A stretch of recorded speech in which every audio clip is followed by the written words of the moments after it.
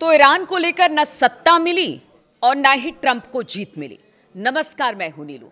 बात आज इसी पर होगी, विश्लेषण आज इसी पर होगा। आज खबरें भी आपको बताएंगे, लेटेस्ट खबरें क्या हैं, उस वक्त किस तरह के हमले ईरान इजराइल पर कर रहा है और अमेरिका के जो हेलीकॉप्टर एयरबेस है उस पर भी उसने हमला किया है, उस बात की जानकारी, कितना नुकसान उस बात की भी जानकारी। लेकिन विश्लेषण इस बात का कि आज 11वें दिन भी जो ट्रंप की मंशा थी या जो नेतन्याहू की मंशा थी वो पूरी होती कहीं से दिखाई नहीं दे रही है। देखिए, कुछ बातें ऐसी हैं, कल जिस तरह से मुज्तबा खामनेई को सर्वोच्च नेता चुन लिया गया और उसके बाद हमले ज़बरदस्त तरीके से हमने देखे कि किस तरह से चाहे वो इजराइल हो या अमेरिका के एयरबेसेस हो, उनको निशाना बनाया गया एक साथ, चाहे वो खैबर मिसाइल हो या फिर हाइपरसोनिक मिसाइलों से हमला किया गया।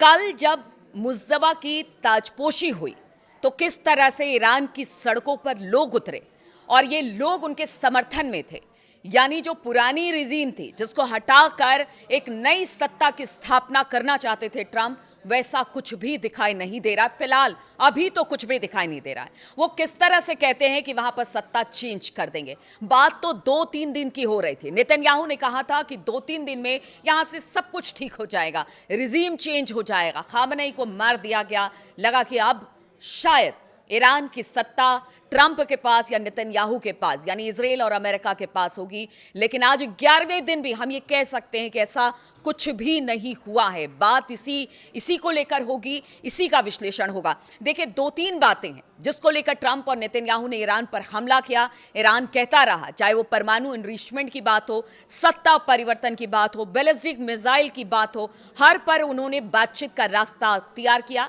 यानी ईरान की हम बात कर रहे हैं, लेकिन उस बातचीत को बीच रास्ते में ही छोड़कर ट्रंप और नेतन्याहू यानी अमेरिका और इजराइल ने ईरान पर हमला कर दिया। अब तो पूरी दुनिया, हाहाकार पूरी दुनिया में मचा हुआ है कि इस युद्ध का होगा क्या। आज 11वां दिन है और इस 11वें दिन 2-3 बातें सामने रखते हैं। जिस तरह से कल मुज्तबा खामनेई की ताजपोशी हुई और उसके बाद जबरदस्त तरीके से इजराइल और अमेरिका के एयरबेसेस पर हमला किया गया।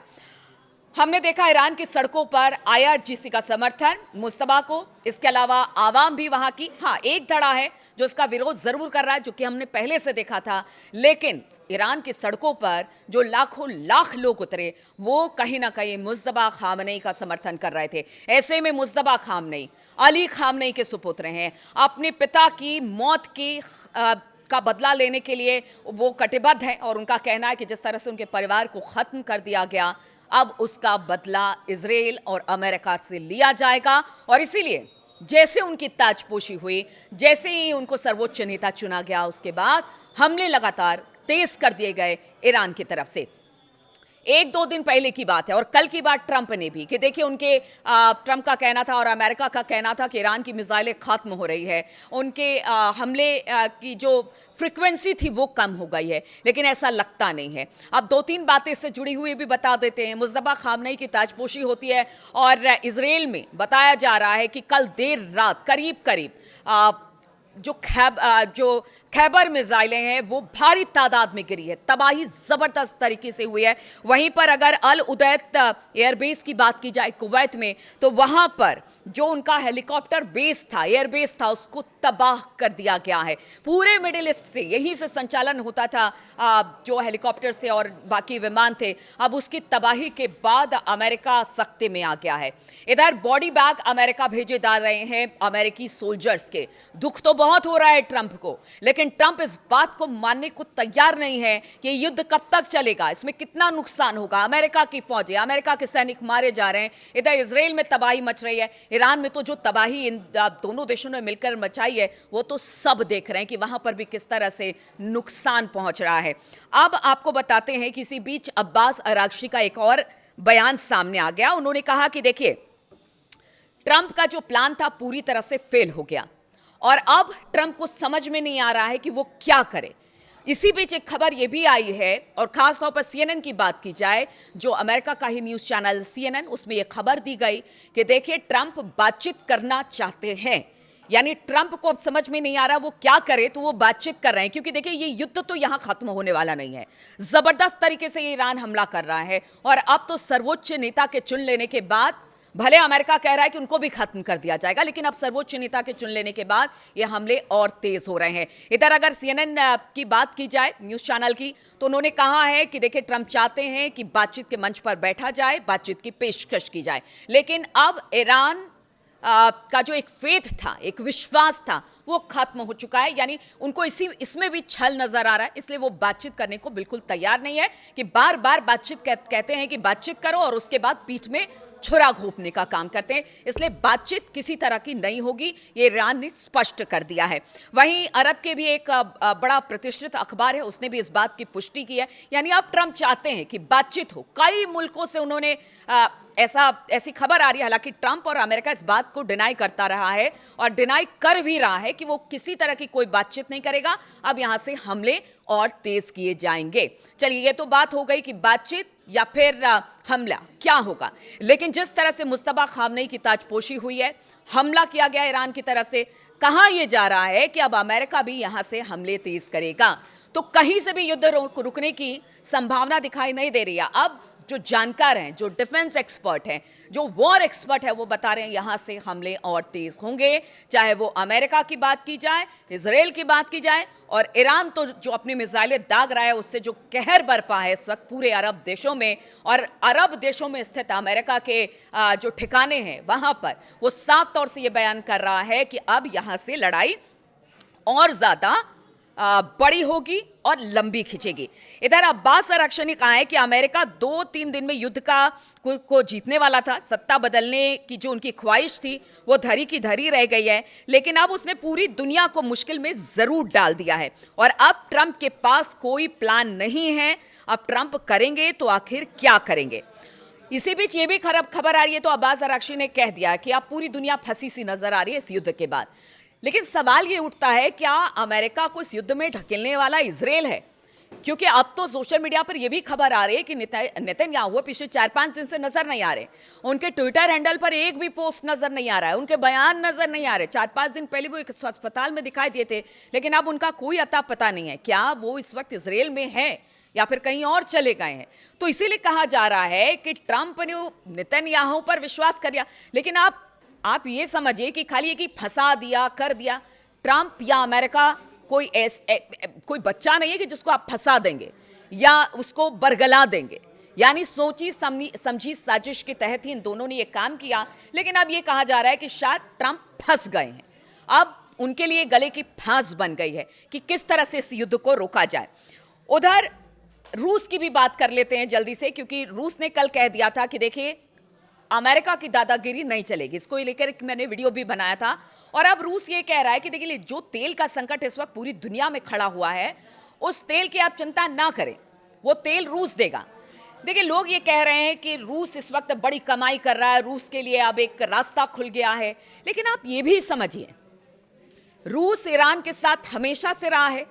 वो सैनिक भले अपने ना दे, लेकिन स्ट्रेटेजिकली बहुत ज्यादा असर वो ईरान पर उसका असर देखने को मिल रहा है। चाहे वो सैटेलाइट तस्वीरें हो, इंफॉर्मेशन हो, या ईरान के साथ खड़े रहने की बात हो, हर बार रूस ईरान के साथ ही खड़ा नजर आया है। इधर अगर रूस यूक्रेन की बात की जाए, हालात रूस के पीछे 4 साल में काफी ज्यादा खराब हुए और यूरोपीय मुल्क या फिर अमेरिका की नजर लगातार रूस पर रही। लेकिन अब वहां से ध्यान हटकर ईरान की तरफ अमेरिका और बाकी यूरोपीय देशों का ध्यान चला गया है। इधर जो नुकसान पीछे 4 सालों में रूस को हुआ है, शायद उसके लिए एक अच्छी अपॉर्चुनिटी है अगर रूस सबल होता है यहां पर। क्योंकि देखिए रूस यूक्रेन युद्ध में अगर यूक्रेन को हथियार सप्लाई किया गया और नाटो देश जितने थे उन्होंने हथियार सप्लाई किया, इसी वजह से कहा जा रहा है कि अभी तक यूक्रेन जो है वो इस युद्ध में सरवाइव किए हुए है, क्योंकि यूरोपीय देश और अमेरिका हथियार दे रहा है यूक्रेन को। तो रूस भी खार खाए बैठा है अमेरिका से कि जिस तरह से युद्ध को इतना लंबा खींचा और जो युद्ध के हथियार यूक्रेन को लगातार उपलब्ध कर रहे हैं। रूस की स्थिति पीछे कुछ दिनों में कमजोर हुई, यहां तक कि टैरिफ को लेकर भी कहा गया कई देशों से कि अगर रूस से आप तेल खरीदते हैं तो फिर आपको भारी भरकम टैरिफ चुकाना पड़ेगा। तो ये सारी बातें भी रूस के लिए मुफीद नहीं थी। अब ऐसे में रूस अगर तेल से पैसा कमा रहा है, अपने को मजबूत कर रहा है, तो वो कहीं ना कहीं अगर चाइना, रूस और ईरान या बाकी इधर दक्षिण कोरिया, उत्तर कोरिया की बात कर ले, ये सब एक खेमे में है। इधर यूरोपीय या अमेरिका, ये सारे यूरोपियन यूनियन और अमेरिका एक तरफ एक खेमे में दिखाई दे रहे हैं। ऐसे में सवाल ये उठता है कि अब रूस जो तेल देने की बात कर रहा है, अपने आप को स्ट्रेंथेबल करना चाहता है, यानी कि मजबूत करने की कोशिश की जा रही है उसकी तरफ से, लेकिन वो अब भी ईरान के साथ खड़ा है। भले लोग ये कहे कि रूस उस तरह का साथ नहीं दे रहा है या चीन उस तरीके का साथ नहीं दे रहा है, लेकिन अंदर खाने किसे क्या पता कि किसे क्या मिल रहा है, किससे मिल रहा है। क्योंकि देखिए, ये वर्ल्ड ऑर्डर में सारी चीजें चेंज हो रही है। अब ये कहा जा रहा है कि अगर ईरान में रिजीम चेंज नहीं हुआ या फिर यहां पर युद्ध में कोई एक डिसीजन पे नहीं पहुंच पा रहा है कि क्या करना है आगे और लगातार बर्बादी हो रही है, ऐसे में अमेरिका अगर कुछ हार्ड स्टेप लेता है, कोई ऐसे हथियार चलाता है जिससे कि ईरान में भारी नुकसान होता है, तो रूस है, चीन है और बाकी देश भी हैं, वो ईरान के साथ खड़े होंगे। इसीलिए कहा जा रहा है कि अगर यहां से और ज्यादा युद्ध भीषण होता है तो फिर क्या ये थर्ड वर्ल्ड वॉर की तरफ आगे बढ़ेगा, क्योंकि सिचुएशन तो यही बयां कर रहे हैं। लेकिन अगर बातचीत का रास्ता निकलता है तो वो किस तरह से निकलेगा? क्या बातचीत के मंच पर अमेरिका, इजराइल, ईरान बैठेगा? मध्यस्थता कौन करेगा? और अगर बातचीत नहीं होती है तो फिर इस पूरी दुनिया का क्या हाल होगा, आप समझ सकते हैं। क्योंकि अभी से हाहाकार है, और अगर ये युद्ध लंबा चलता है, आप 10 दिन, 15 दिन, 20 दिन, क्योंकि देखिए भारत में भी अब इसका असर पड़ने लगा है, बाकी मुल्कों में भी इसका असर पड़ने लगा है। गैस, पेट्रोल, डीजल, सब चीज के दाम महंगे हो गए हैं, और ऐसे में अगर ये युद्ध लंबा चलता है तो आप समझिए मुसीबत कैसे इस पूरी दुनिया को घेर लेगी। मंदी की तरफ आगे दुनिया बढ़ रही है। इसलिए लगातार मैं अपनी वीडियो में यही कहती रहती हूं, अपने वीडियो को खत्म करने से पहले, कि युद्ध किसी भी समस्या का हल नहीं है। बातचीत से अगर रास्ता निकलता है तो ठीक है, लेकिन जिस तरह का युद्ध अमेरिका और इजराइल ने पूरी दुनिया पर थोपा है, उसका खामियाजा अब हर एक मुल्क को उठाना पड़ रहा है, और ये आज की हकीकत है।